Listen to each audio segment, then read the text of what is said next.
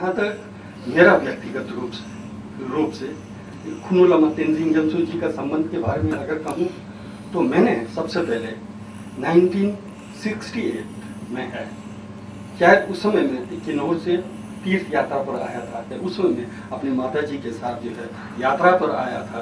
तो निगी रिम्पोचे जी बुद्ध गया में थे, टिबेटन मोनेस्ट्री में थे। तो हम लोग जो है लगभग 37 लोग थे। हमारे गांव से हम लोग 20 लोग थे, पास का ही रारंग का गांव है, वहाँ से 17 लोग थे। हम लोग 37 लोग, एक बस के सवारी थे जो भी लोग तो आए थे। और सबसे पहले जो है निगी रिम्पोचे जी का दर्शन जो है मुझे बुद्ध गया में प्राप्त हुआ था। तो दर्शन किया था, हम वहाँ 7 दिन रहे थे।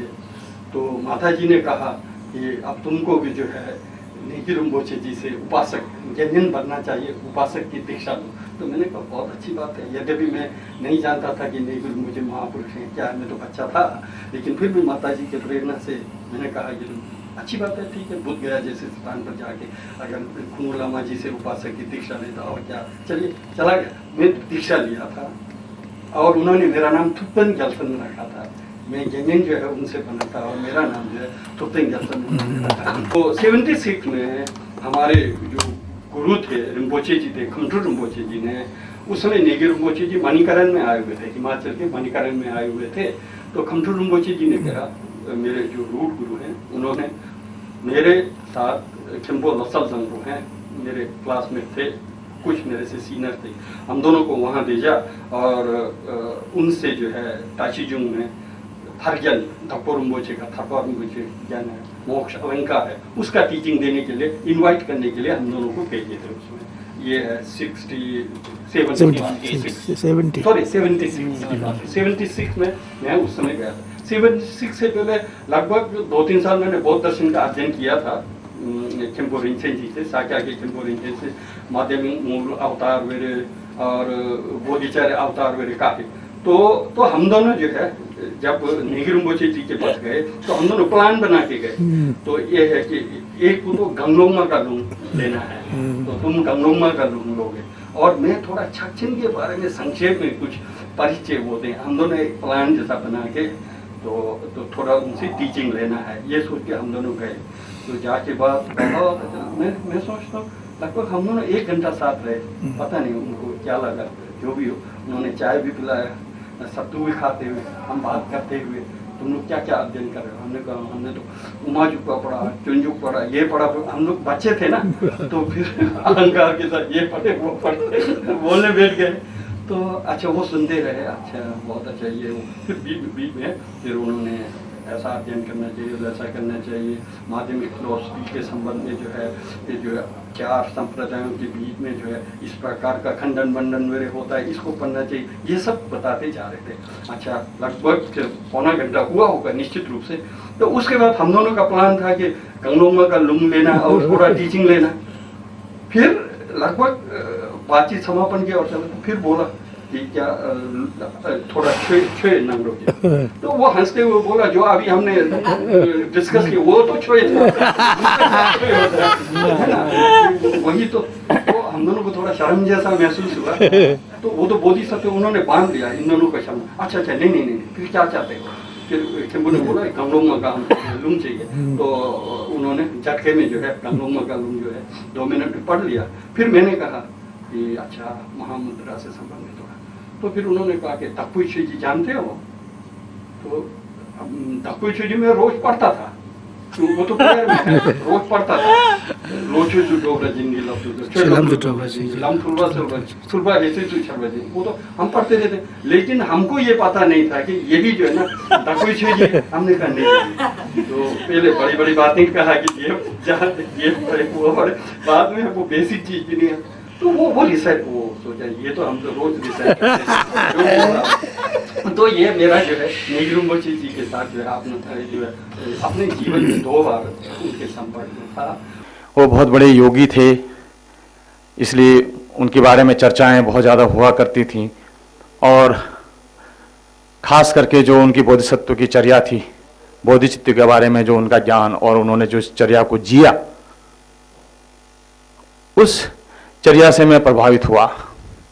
मैंने उनके बारे में सुना था कि वो जिस कुटिया में रहते थे उसमें मात्र किनारे में एक घड़ा और उसके ऊपर एक गिलास और कुछ किताबें और शायद मात्र ओढ़ने के और कुछ एक दो वस्त्र उनके साथ हुआ करता था। हमने एक बहुत बड़े विद्वान से इस बात को सुना, क्योंकि जब वो मिलने गए थे तो उनको पानी पिलाने के लिए उनके पास दूसरा गिलास भी नहीं था। मतलब वो विमुक्त हो चुके थे। तो आज एक बहुत बड़े योगी के बारे में कुछ चंद शब्द कहने के लिए मुझे कहा गया। मैं तैयार नहीं हूं, फिर भी क्योंकि एक योगी के बारे में अगर उसकी स्तुति के बारे में या उसकी प्रशंसा की जाए तो ये अपने लिए बहुत बड़े सौभाग्य की बात है, पुण्य अर्जन की बात है, इसलिए मैं यहाँ आ गया। आप लोग जानते हैं कि बोधिचित्त का उत्पाद इतना आसान नहीं है। जो व्यक्ति बोधिचित्त का उत्पाद कर लेता है वही व्यक्ति बोधिसत्व कहलाता है। तो मैं यहाँ पर इस बात को खुनु रिम्पोचे जी पर लागू करना चाहता हूँ कि उन्होंने जो धर्म का अर्थ जाना, धर्म को जिया, उस बोधिचित्त को उन्होंने उत्पाद किया और जीवन भर उसका सेवन किया। सेवन करके हम लोगों के बीच में एक उदाहरण प्रस्तुत किया। तो मैं ऐसे महान व्यक्तित्व, महान योगी आज के हमारे 20वीं शताब्दी में शायद ही दुर्लभ कहे जाएंगे। मैंने उनका दर्शन तो नहीं किया, लेकिन आज मेरे शरीर में एक स्मरण हो रहा है। यहाँ पे मुझे लग रहा है जैसे मुझे उनका आशीर्वाद प्राप्त हो रहा है। एक बार खुनु रिम्पोचे जी बोध गया, मैं उनका दर्शन करने के लिए मैं गया था। तो उस समय मुझे ये प्रतीत हुआ कि ये कोई लामा है कि नहीं है। उनकी रहन सहन जो है इतना सरल रहन सहन था कि एक घास की बनाए हुए एक चप्पल पहने हुए थे और बाकी उनके घर में कुछ भी नहीं था। तो मैंने उनसे कहा कि गुरुजी मुझे एक उपदेश देने की कृपा करें। तो उन्होंने कहा कि अकबर पढ़ते हो कि नहीं? मैंने कहा हाँ पढ़ता हूँ। गंगा के घाट में जाते हो कि नहीं? मैं जाता हूँ। तो अकबर पढ़ के आपको कुछ अनुभव हुआ कि नहीं हुआ? मैंने कहा कुछ नहीं हुआ। गंगा में घाट में जाते हुए कुछ आपको कुछ हुआ कि नहीं हुआ? कुछ अनुभूति हुआ कि नहीं हुआ? मैंने कहा नहीं। तब तुम क्यों अकबर पढ़ते हो? गंगा में क्यों जाते हो? तो उस समय उन्होंने ये कहा कि जगत में कोई भी चीज स्थित नहीं है, क्षण भंगुर है। यही उपदेश उन्होंने मुझे दिया था कि अकबर पढ़ना चाहिए, रोज मरते हैं। गंगा के घाट में जाना चाहिए, तपस्या करना चाहिए, रोज वो लोग मरते हैं। तो हम लोग जो है जब जन्म हुआ तो मरना ही है। तो इस संसार में आपको कुछ ये अनित्य की जो भावना करने के लिए उन्होंने मुझे जो शिक्षा दिया था वो खुनु रिम्पोचे से ही मिला है। तो उन्होंने ये कहा कि अगर अकबर पढ़ेंगे, गंगा के तट में जाके आप ये शमशान घाट में जाके जो रोज लोग मरते हैं वो जलाते हैं, उससे आपको दुखता, परिणाम दुखता और संस्कार दुखता की अनुभूति उसी से होते हैं। आपको उनको ग्रहण करना चाहिए। उन्होंने ऐसा कहा।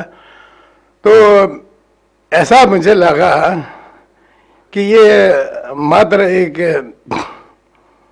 सरल लामा नहीं है, बहुत बड़ा विद्वान है, ऐसा मुझे बाद में अनुभूति हुआ। तो खुनु रिम्पोचे जैसे विद्वान इस दुनिया में दर्शन होना भी बहुत दुर्लभ है। परम श्रद्धेय नीगी रिम्पोचे तेंजिंग गेल्सन जी, जिन का जो है बौद्ध क्षेत्र में और ख़ास करके जो बोधिसत्व चर्या के क्षेत्र में उनका बहुत बड़ा कार्य रहा है। यहाँ पर सब लोग उनसे परिचित हैं। ऐसे भी हैं जो परिचित नहीं भी हो सकते हैं, लेकिन नेगी रिम्पोचे तेंजिंग ग्याल्सन जी, वो उनको हम लोग खुनु रिम्पोचे भी कहते हैं। और खुनु रिम्पोचे इसलिए कहते हैं कि वो किन्नौर में पैदा हुए और तिब्बती लोग जो है किन्नौर को खुनु नाम से संबोधित करते हैं, इसलिए जो खुनु रिम्पोचे जी। और नेगी रिम्पोचे जी भी बोलते हैं, तो नेगी रिम्पोचे हम लोगों के किन्नौर में अधिकतर जो उपनाम होता है वो नेगी नाम से प्रचलित है, इसलिए जो उनको नेगी रिम्पोचे, फिर तेंजिंग ग्याल्सन तो उनका नाम था ही। तो इस प्रकार जो है उनका जो है विशेष जो कार्य क्षेत्र और उनकी जो विद्वत्ता थी उसके बारे में जो है आप सब लोगों को, जो खास करके जो छात्र हैं आज के, तो उनको जानना चाहिए। और एक बात यह है कि आज जिस दौर से समाज गुजर रहा है, जिसमें जो है अधिकतर संप्रदायवाद है, क्षेत्रवाद है और भी जो कई प्रकार के जो सामाजिक समस्याएं हैं, तो उन सब में जो है अगर हम इस तरह के बड़े जो साधु संत महात्मा या जो बहुत बड़े विद्वान हुए हैं, नेगी रिम्पोचे जी को हम लोग रिमेक्य लामा के नाम से जानते हैं। नेगी रिम्पोचे का क्षेत्र जैसे कहा कि केवल विद्वानों तक सीमित नहीं था, वो जो है कहते हैं कि उनके पास कोई भी आता था तो उसको वो कुछ न कुछ विशेष पाठ पढ़ा कर ही वो बेचते थे, चाहे वो कि कोई मंत्र का पाठ हो, कोई कम से कम शरणगमन का विषय में बोलना हो या कर्मफल के विषय में बोलना हो। ऐसा नहीं होता था कि वो कह दे कि ये इसको तो कुछ करना नहीं है। हर कोई जाता था तो वो उसके अनुरूप वो प्रवचन करते थे, उपदेश देते थे। और उनकी एक बहुत बड़ी खासियत ये थी कि आप जिस विषय के बारे में उनसे पूछेंगे या उनसे ग्रहण करने के लिए कहेंगे तो वो उस विषय को वो प्रामाणिक रूप से कहते थे।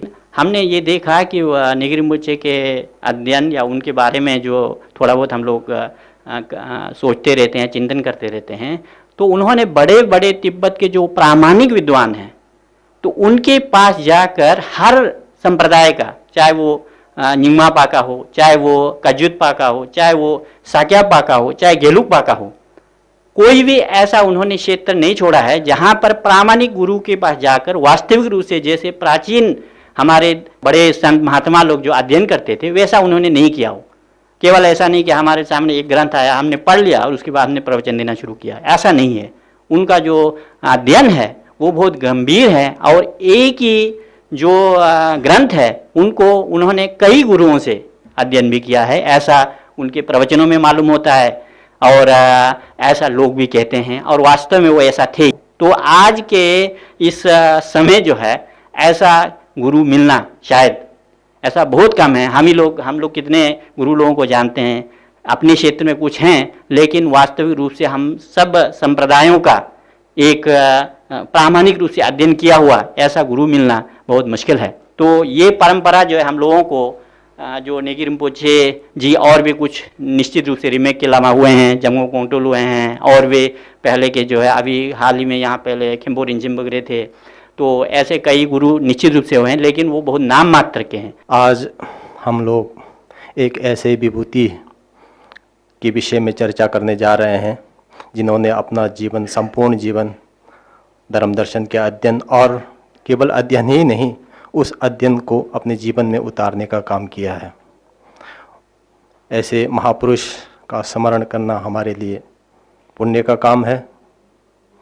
यद्यपि हम अपने आप को बहुत दुर्भाग्यशाली समझते हैं कि हमने उनका दर्शन नहीं किया, हमारे जीवन में उनका दर्शन हमको मिल नहीं पाया, फिर भी बाद में उनके शिष्य वृंद एवं अन्य लोगों से उनके बारे में बहुत कुछ सुना, उनके बारे में, उनके चर्या के बारे में, उनके कैसे अध्ययन किए हैं, क्या क्या किए हैं, तो उस बारे में थोड़ा अपने विचारों को मैं आप लोगों के सामने बताऊंगा। आप लोगों सबको पता है कि नेगी लामा जी किन्नौर के रहे हैं। किन्नौर में सुमनम गांव है, सुमनम गांव में उनका जन्म हुआ था करीब 1894-95 के आसपास। आजकल वो सन वगैरह में थोड़ा दिक्कत है, कोई लोग 94 लगाते हैं, कोई 95 लगते हैं, थोड़ा तो मैं अंदाज़ लगा रहा हूँ 94-95 के आसपास किन्नौर के रोपा क्षेत्र में जो सुमनम गांव है, उसमें एक घर का नाम है नेगी पंग। पंग मतलब घर, पंग मतलब तो घर, नेगी का घर। नेगी एक टाइटल है जो कि रामपुर के राजाओं के द्वारा दिया गया था। तो उनका घर का नाम ही नेगीपंग था। तो उस घर में उनका जन्म हुआ। तो वो अपने माता पिता के 3 बेटों में से मंझले बेटे थे। सबसे बड़ा लड़का था, उसने अपना घर गृहस्थी चला रहे थे, और बीच वाले नेगी रिम्पोछे जी थे, और सबसे छोटे थे वो व्यापार में लग गए थे। उनकी प्रारंभिक शिक्षा जैसे उस समय हमारे वहाँ कोई शिक्षा का व्यवस्था उतना नहीं था, तो सबसे पहले वो अपने ननिहाल में जाते हैं। उनके मामा रहे हैं रसवीर दास। तो मामा से उन्होंने ननिहाल में जा कर के काखा गास पढ़ना, ये बज्रछेदी का दुर्जय चुत्पा, जंपल संजो और प्रज्ञा पारमिता के टेक्स्ट पढ़ना, ये सब 3-4 साल में उन्होंने वहाँ पर जाके सीखा। फिर करीब जब 13 वर्ष की अवस्था हो गए तो वो उसे थोड़ा सा आगे पढ़ने की इच्छा हुई उनको, परंपरागत। तो करगित परंपरा में वो गए। वहाँ पर एक लिप्पा गांव है, वहाँ पर डुक्पा करगित के सोनम ग्यालसन, अब जंगछुप ग्यालसन भी लिखा है, कहीं पर सोनम ग्यालसन लिखा है, ये थोड़ा हमको संदेह है। वैसे देवाराम नेगी ये भी कहते हैं उनका नाम। तो उनसे उन्होंने परंपरागत अध्ययन किया। और देवाराम नेगी जो है शाक्यश्री जो थे तिब्बत के तोकतन शाक्यश्री, उनके शिष्य रहे हैं। तो उनसे उन्होंने पूरा करगित परंपरा का अध्ययन किया। फिर उनको विचार हुआ कि अब इसके आगे और अध्ययन किया जाए। तो उसके लिए तो एकमात्र था कि तिब्बत जाया जाए, क्योंकि पूरे हिमालय क्षेत्र में ऐसा उस समय ऐसा बहुत बड़ा बिहार भी नहीं था जहाँ पर बैठकर इस पूरे शास्त्रों का अध्ययन कर सकें। तो वो तिब्बत के प्रस्थान करने के लिए सोच रहे थे। तो सन 1913 में करीब 18-19 वर्ष की अवस्था में वो तिब्बत के लिए प्रस्थान करते हैं। वो आप स्पीति होकर कुल्लू पहुंचते हैं, और कुल्लू से फिर वो सिक्किम की तरफ निकलते हैं। तो करीब 3 साल वो सिक्किम में रहे। वहाँ पर उगेन तेंजिन रिम्पोछे हैं, तो उनके साथ उन्होंने तिब्बती व्याकरण, काव्य इत्यादि का 3 साल सिक्किम में उन्होंने अध्ययन किए। ये उगेन तेंजिन रिम्पोछे यिंगमा परंपरा के थे, तो उन्होंने उनसे अध्ययन किया। और उसके बाद वो फिर अब अग्रिम अध्ययन के लिए तिब्बत जाने के लिए तत्पर होते हैं। सिक्किम से वो टशीलुम्पो के लिए निकलते हैं। 1916-17 ईस्वी में सिक्किम से फिर तिब्बत की ओर प्रस्थान करते हैं। फिर शिगासे से निकल करके वो टशीलुम्पो पहुंचते हैं। टशीलुम्पो में उस समय किन्नौर और लद्दाख के बहुत सारे लड़के थे, तो उनके साथ वहाँ पर बैठ करके छात्रावास में रह करके वो पढ़ने लगे। वहाँ पर विशेष रूप से उन्होंने काव्य और ऋग्न साहित्य और व्याकरण इत्यादि का दर्शन किया। और एक काछन सांगे पलजंग है, उनसे उन्होंने प्रमाण वार्तिक और उसी टीका पर गहन अध्ययन किया है। फिर डिगुंग में एक योगी हैं आगोन रिम्पोछे, ड्रुबोंग आगोन रिम्पोछे, वहाँ से उन्होंने मतलब महामुद्रा का अध्ययन किया। फिर जब 2-3 साल वहाँ पर रह गए तो नेगी रिम्पोछे का वहाँ पर काफ़ी अब नाम हो चुका था। तो पंचेन रिम्पोछे ने छोइकिंगिमा, तो उन्होंने फिर उनको वापस टशीलुम्पो बुलाया। टशीलुम्पो में उस समय कुडाक वगैरह जो अधिकारी लोग थे या टुलकुल, उन लोगों के लिए एक स्कूल चलता था कितंगा करके एक स्कूल था। तो उसमें व्याकरण और काव्य पढ़ाने के लिए नेगी रिम्पोछे को बुलाया। फिर वहीं पर उन्होंने 1930 के आसपास देगे के जो राजकुमार राजघराना था, वहाँ के राजकुमारों और कुमारियों को तिब्बती भाषा पढ़ाने के लिए उनको नियुक्त किया गया। तो वो बहुत दिन तक वहाँ पर अध्ययन किया। वहीं पर उन्होंने कलाप, चांद्र और सरस्वती व्याकरण का भी उन्होंने तिब्बती माध्यम से संस्कृत का अध्ययन किया। फिर वहाँ से 3 साल के बाद फिर वो भारत में आ जाते हैं, क्योंकि वो समझते हैं कि आप मुझे कलाप, चांद्र, व्याकरण, सरस्वती तो पढ़ लिया, अब पाणिनि व्याकरण भी पढ़ना चाहिए। तो वो उसी के लुंग लेने के लिए भारत लौटना वो आवश्यक समझते हैं। तो वो भारत आ जाते हैं। तो भारत में सीधा वाराणसी आते हैं। वाराणसी में पंडित देवनारायण त्रिपाठी बहुत बड़े उस समय व्याकरण के पंडित रहे, तो उनके पास जाकर उन्होंने अध्ययन किया व्याकरण का। फिर करीब यहाँ पर रह गए, बहुत लंबे समय तक बनारस में रहे। शुरू में तो करीब 6-7-8 साल रहे। फिर किन्नौर भी गए, किन्नौर में लोगों को 7-8 साल फिर अध्यापन किया। और उसके बाद फिर वाराणसी आके रहे। बहुत लंबा समय है। वाराणसी में आप लक्सा में एक टेकरा मठ है, आप लोग सब कई लोग गए होंगे। टेकरा मठ में उनके एक दोस्त थे स्वामी गंगागिरी गंगागिरी के पास गंगागिरी ने उनको मठ के ऊपर एक घर दे दिया था वो बैठने के लिए। तो एकदम साधु की तरह बैठते थे, भारतीय साधुओं के साथ मिल करके बैठे रहते हैं। किसी को कुछ पता नहीं है ये कैसे आदमी है, क्या करते हैं। वो कहते हैं पूछने गए तो होता होता यहाँ एक लंबा चोगा पहना हुआ एक लामा के साधु रहता था। बनारस में इस समय संस्कृत यूनिवर्सिटी में बौद्ध धर्म दर्शन का पढ़ाई होता था, तो वहाँ के वाइस चांसलर या उस समय जगन्नाथ उपाध्याय जी भी थे। तो उन लोगों ने आपको एक वहाँ पर सम्मानित प्राध्यापक का पद दिया कि आप आइए हमारे संस्कृत यूनिवर्सिटी में पढ़ाने। तो जैसे आपकी उम्र पढ़ाते तो वो आपने टेकरा मठ में ही पढ़ाते थे। पूरे संस्कृत यूनिवर्सिटी के छात्र जो उस समय जितने भी रिम्पोचे टुल्कू लोग पढ़ते थे, आचार्य में थे, बड़े बड़े थे शुरू में, तो वो सब जाकर टेकरा मठ में उनसे पढ़ते थे, व्याकरण वगैरह काव्यदर्श वगैरह पढ़ते थे। तो उन्होंने कहा कि आप पढ़ाए या ना पढ़ाए परंतु आप सम्मानित अध्यापक का पद स्वीकार कीजिए। पहले तो उन्होंने मना कर दिया कि हम नहीं मानेंगे, नहीं पढ़ाएंगे। फिर बाद में स्वीकार कर लिया कि हम पढ़ाएंगे या उनका जो पदवी उन्होंने दिया है सम्मानित अध्यापक का उसको स्वीकार कर लिया। और उन्होंने कहा कि मैं इसके बदले में किसी प्रकार का वेतन नहीं लूँगा। तो बाद में ये हुआ कि विश्वविद्यालय 1 रुपये प्रति माह उनको मान्य दे देगा, 1 रुपये स्वीकार किया। तो तिब्बती लोगों ने तब से उनको पहचाना, यहाँ के जो उस समय यहाँ आए थे तब से जाना कि हाँ खुनू रिम्पोचे बहुत विद्वान हैं। और फिर दलाई लामा जी स्वयं भी उनसे पढ़े।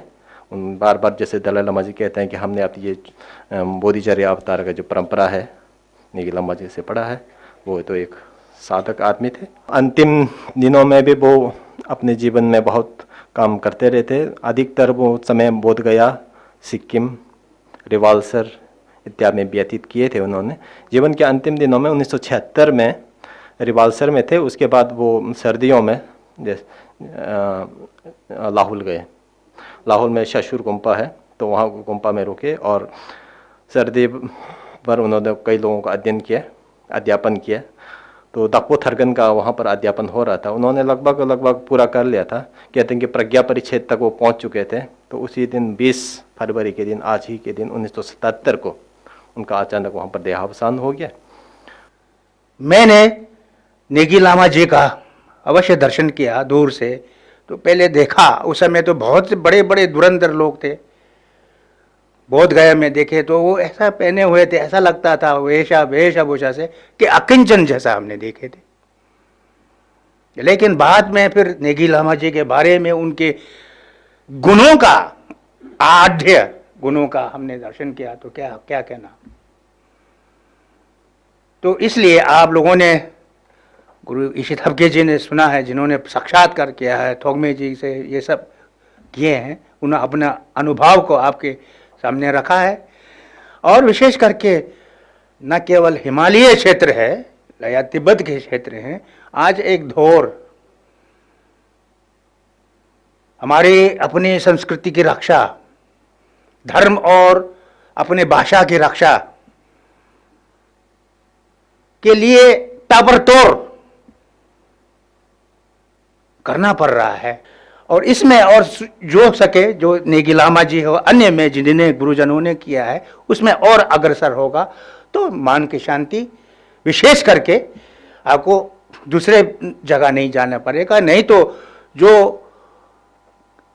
5 कम गुण के जो है राग है, द्वेष, उसके अंदर जा करके हम अपने को नष्ट करेंगे। जो भी महान पुरुष होते हैं वो किसी भी सांप्रदायिक बंधनों से वो बंधे नहीं रहते हैं और ना ही सामाजिक क्या बोलते हैं वो दायरे ये उनको बांध सकती है। वो तो इनसे बहुत ऊपर उठ चुके होते हैं। ये महान व्यक्तियों का ये एक पहचान होता है। तो इस प्रकार से उन्होंने विभिन्न संप्रदाय के गुरुओं से उनके सानिध्य में रहकर विभिन्न प्रकार के जो विशेष ज्ञान थे उनसे अर्जित किया। जैसे कहा गया है, कांशित तेना ये पास जेग्युरसिंग युनती यरंगुई दातर फिर शेंजन दंबा रंगी ये लेचंग चेबर जिम्बा जैसे लग रहे हैं। जिस प्रकार की असंगभद्र बोधिसत्व असंगभद्र ने यहाँ पे कोट किया है। और इसी प्रकार से जैसे कि फावा द्वीपा में कहा गया है, लामा खेपा अंतला तक तु तेम्बरचा ची चिन्ना खेपी युनतिन तेलेचुंग, इस प्रकार कहा गया है। मतलब कि जब आदमी जब एक संकीर्णता से ऊपर उठ जाता है तो उसके लिए ये कोई मायने, कोई बाउंड नहीं रखता है, कोई उनके लिए कोई ये सीमा नहीं रहता है। वो इससे ऊपर उठ के बाद उनकी जो विचार है वो बहुत ही मतलब कि धरती पर रहते हुए वो मतलब आसमान में उनका वास होता है। ये एक मतलब कि सिंपल लिविंग हाई थिंकिंग ये महान लोगों का एक चेहरा रहता है। तो उनका जो एक सबसे बड़ी खूबी ये एक सादगी जीवन, शुद्ध सात्विक जो जीवन जो जिए थे, वो सच में हमारे लिए मतलब एक हमको अनुकरण करना चाहिए। आज जो हम लोगों को एक नेगी या खुनू जो एक तिब्बती समाज में हमारे को एक जो इज्जत मिलता है, जो किसके लिए मिलता है, किसके बदौलत मिलता है, कई लोग भूल चुके हैं हम लोग। उसमें बहुत कम लोग ऐसे हैं जिन्हों की वजह से हमारे को आज यहाँ पे केंद्रीय बौद्ध विद्या संस्थान में आके लोगों को अच्छा खुनू का है तो बड़े गर्व से देखते हैं, अच्छा खुनू का है। क्यों? क्योंकि खुनू में, किन्नौर में इस तरह की विभूति, इस तरह की रतन बोलो, जो भी बोलो, उत्पन्न हुए। उन्होंने अपने लिए नहीं, पूरे देश के लिए, समाज के लिए बहुत बड़ी योगदान दिया है। तो किन्नौर में 3 रिम्पोछे जो मेन मुख्य हुए हैं, उनमें रिगजिन तेंपा जी, गिशे पालदेन सिंह जी और तेंजिन ग्यालसन जी। तो गिशे पालदेन सिंह जी वो मेरे गुरु भी रहे हैं। तो एक बार वो कहते हैं कि हम जब वो तिब्बत में पढ़ते थे तो क्या वहाँ पे नेगी रिम्पोछे और उनका थोड़ा क्या कहते हैं जो कक्ष जो था काफ़ी दूरी पे था कहते हैं। तो अक्सर मिलना कठिन होता था। तो उन्होंने एक दिन ये सोचा कि हम किन्नौर के हैं तो हमें तो एक बार तो कम से कम एक बार तो भेंट करनी चाहिए, मुलाकात करनी चाहिए, कुछ उनसे सलाह मशविरा लेना चाहिए, कुछ बातें करनी चाहिए। तो ये सोच के एक बार गए कहते हैं। तो जाके उन्होंने बोला रिम्पोछे जी को, भाई आज हम दोनों एक फलाना उस समय में जाएंगे हम दोनों। तो वहाँ जाके कुछ अब ज्ञान तो काफ़ी कर रहे हैं हम दोनों, ये सब तो काफ़ी हो रहा है, लेकिन कुछ अपने वहाँ के बारे में भी कुछ करते हैं। तो उन्होंने भी अनुमति दी। तो कहा ठीक है। तो उसके बाद गए कहते हैं। तो गए कुछ उसमें कहते थंग, जो उसमें ना केवल चाय पत्ती के वाला कुछ नहीं होता, वो लेके गए कहते हैं। और जो चटाई टाइप के लेके गए और एक जगह जहाँ बैठे नहीं कि बारिश शुरू हो गई। ज़्यादा नहीं कि दो शब्द ज़्यादा बात किया होगा आपस में, बाकी कुछ नहीं हुआ, केवल वही वैसे ही लौटे। उसके बाद वो कहते हैं कि कभी उस बात करने का कभी सौभाग्य नहीं हुआ। और उनका कहने का तात्पर्य ये था कि हम कितना मतलब जब हम लोग यहाँ से गए थे तिब्बत में तो किस तरह का हम लोग अध्ययन करते थे।